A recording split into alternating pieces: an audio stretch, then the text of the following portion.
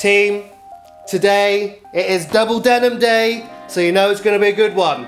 Logo Life, episode 5, and we're going to be changing it up a little bit. We're going to be doing a custom type-based tutorial. Is that right? Custom serif. Custom serif-based type tutorial. Let's go.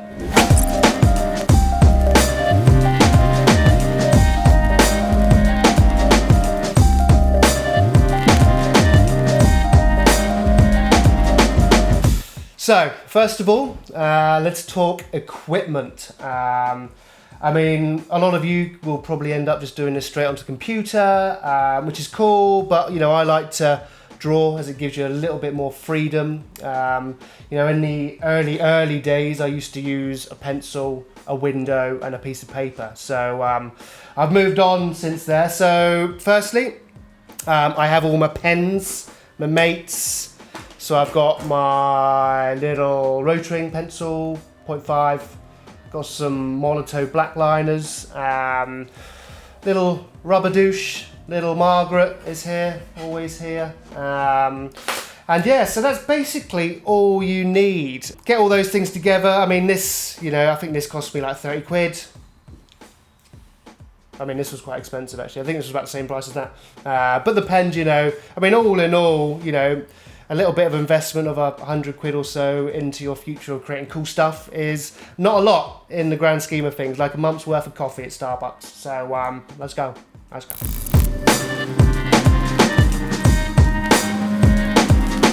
So ultimately there are loads of different ways you can do this. Personally, you can well, for me, the way I usually do it is you can either do it like just by hand, just freehand, or in your sketchbook or whatever. You can use a grid, or you can use a particular little trick that I like to use, which is actually using a sans serif based type that's super clean, and then using that as a basis to work up from, because then I know my structure's right. So I'll kind of be roughly showing you the grid one today and the sans serif one today, because I think they are the most useful, and obviously when it comes to holding structure and stuff, they're the ones that work the best. So yeah, let's get going on that sizzle.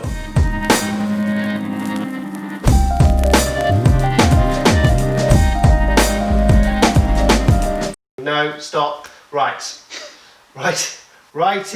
All I can think now is I shot the serif. I shot the serif. Firstly, I'm going to show you the grid layout system that I tend to use. Super clean, super simple, easy to construct in Illustrator. So basically all I do is I get my little line tool, like so, and then I will create 4 vertical lines. Then you can obviously get them all lined up nicely here. And obviously, if you're going to be if you want something that's slightly more condensed, you would have it taller. If you want something that's slightly shorter, you'd have it more squat. But for this, it doesn't really matter, so I'm just going to show you some random letters. So, and then all I do is copy those lines and rotate like so, and then I like to create a 5th line. So I've got 4 verticals and 5 horizontals here. And there, my friends, is a super simple grid system that you can use. And basically what I'm going to be doing is I'm going to create 2 A's, 2 E's and 2 T's, because they are the letters that I find, you know, come up quite a lot in logo design. I'll show you some more later when we go through the other process, but for now, this is what I'm going to do. So I'm just going to replicate this particular pattern 6 times so I can create 6 letters.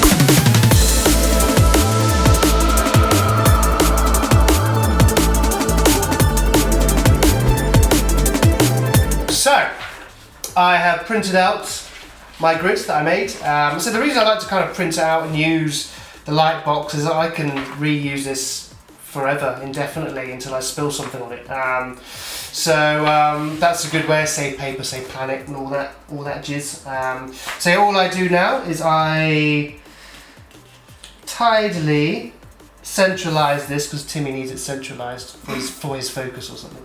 I'm not supposed to give it away. Sorry, Timmy. So yeah, masking tape is always better than sellotape for your info. So yeah, just plug that little guy down. So there, basically now I'm ready to get my sketchbook, like so. Get it all lined up and turned on. And now you can see the grid is ready to be used.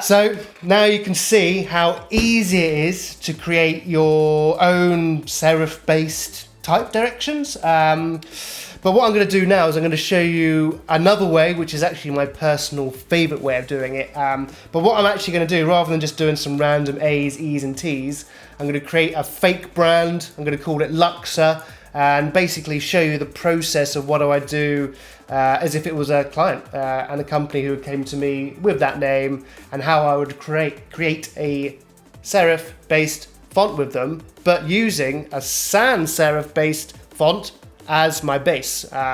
So this is what I use every single time. It never fails me. It's great.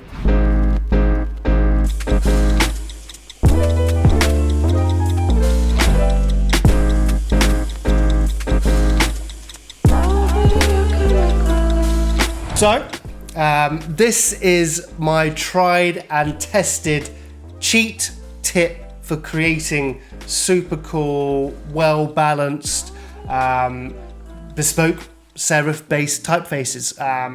So, rather than just showing you, again, like a load of random letters, I've created this company, fake air bunny company called Luxor.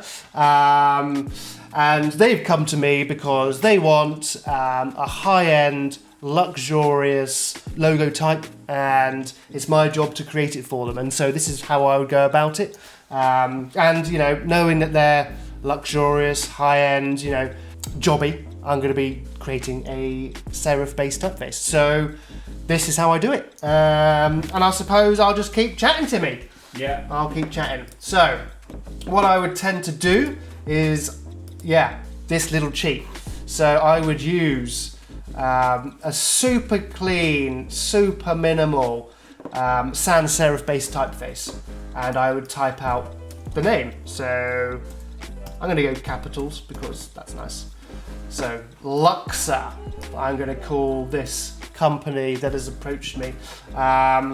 So also what I know I want to do is, I know I'd like to kind of, especially with like short worded companies with a minimal amount of letters, I like to kind of just spread the type out a little bit because I feel it just gives it a little bit more sexiness and all that crazy cool stuff. So this is a fantastic way of knowing that your type is balanced. It's a great way of knowing that your form and your letter forms are going to be correct. And it's a great way of just freehanding some, you know, crazy cool bespoke types. So basically what I'm going to do now is I'm going to save this, I'm going to print it down, and then I'm going to use the lightbox to draw over this to create this super cool company, a totally bespoke totally bespoke serif based typeface. So let's do it. Can I ask a question? Sure. What is that font? This font, do you know what, Timmy? Hey. That is a fantastic question. So this font I like to use is a font called Volt, V-O-L-T-E. And I use the light version because obviously what we're going to do is once we've actually created it, what we'll then do is we'll bring it back into Illustrator anyway, where we can play with the weight of it. Yeah. But you are a fantastic student, Timmy. Thank you. Fantastic student. Well done.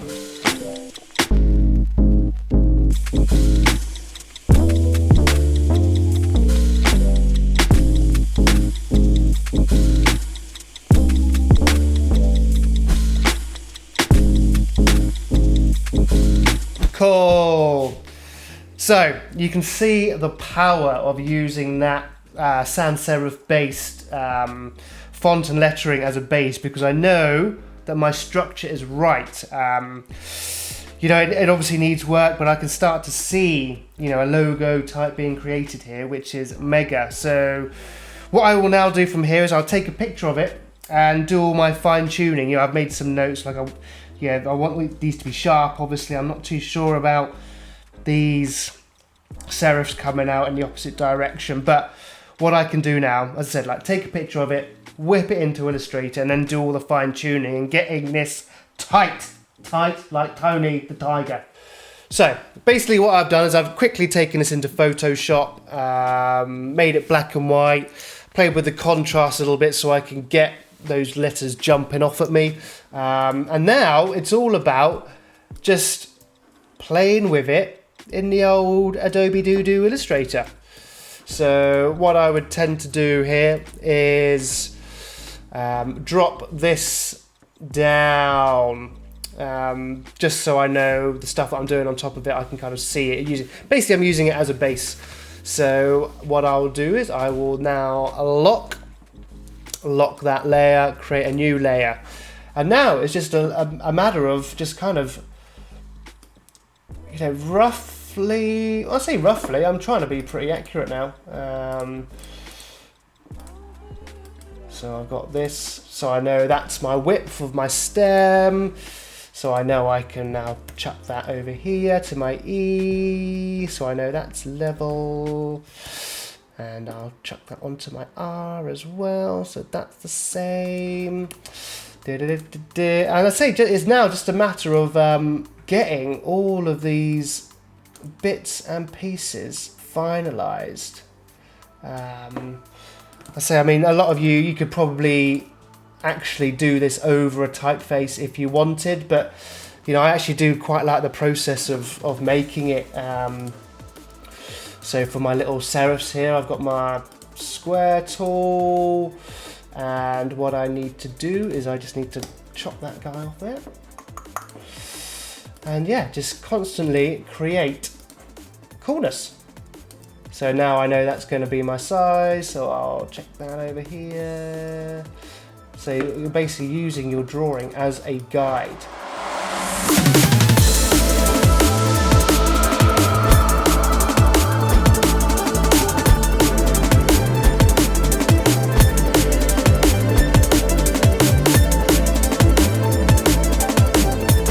So team, there you go. I've basically just created a totally bespoke typeface for my client in about, what would you say, 15 minutes? 10 minute? 15 minute? Yeah, about 15 minutes. So, I mean, that's how quick and simple it can be. No stress, no hassle. Using those couple of techniques that I showed you, you have no excuses not to put that effort in. So, have fun with it. Explore, you know, what I used to do growing up. You know, when I was a bit younger, I used to type out the whole entire alphabet and then just practice drawing. Just drawing serifs on top of sans serifs. I mean, it is such a useful way to learn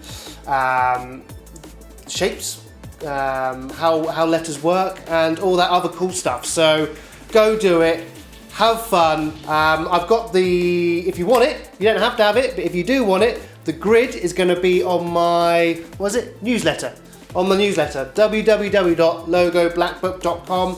So if you want it, just go and sign up. It's all free. There's loads of other free stuff there, so go check it out. So again, I mean, me and Timmy love putting these together for you. So if you, I mean, it would mean the world, the absolute world to us if you could share it, subscribe, write a comment, turn bell on, all that.